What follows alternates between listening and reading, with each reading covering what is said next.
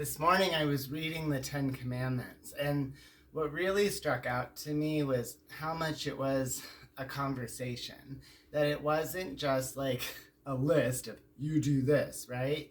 As you read it, it's really a father talking to his child about all these things that are important, right? Having no other gods before him, right? And no grave images, honoring your father and mother, thou shalt not kill, right? All of that, working and when to rest and when to honor God.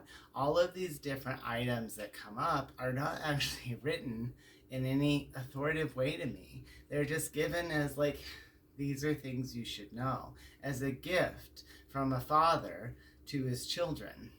And when you get to the end of that conversation that Moses and that God are having in Exodus 20, you see that the people from the outside, all they see are lightning and thunder and clouds and smoke. And what that brought to my mind was when we see God's emotions, right? When God is really mad at us, what happens, right? The earth floods. When God is really upset with us, what happens? Fire rains down. The Lord is creation. Our God is the very essence of all that we see. And so thunder, lightning, smoke, those are power, that's wisdom. But within that conversation is love and compassion and advice being given. And at the end of all of that, right, what happens when you've been given this wonderful gift? You need to say thank you. You need to show gratitude. And that's why at the end, Moses gets instructions to build an altar, because that's how back then we showed gratitude to God.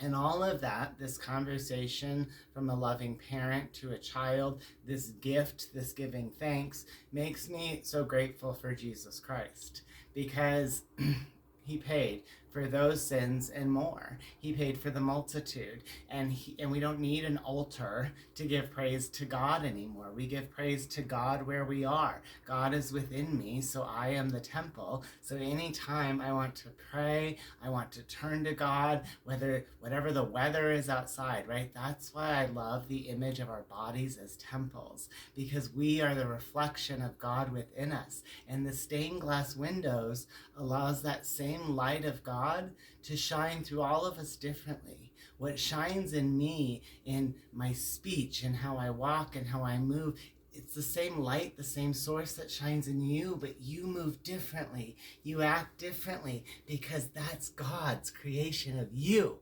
It's a partnership. It's you and God together. And because of that partnership, we are this temple that it doesn't matter if the weather is storming or it's sunny. Who cares? We're inside safe with God, with Jesus Christ. And because our sins have been paid, it's a holiday with no guilt, no shame. We can just rejoice with our Father and thank him for the gift of his wisdom and conversation every time, all the way back to the Ten Commandments. Happy Sunday. Chatting at Cheesman. I love you all.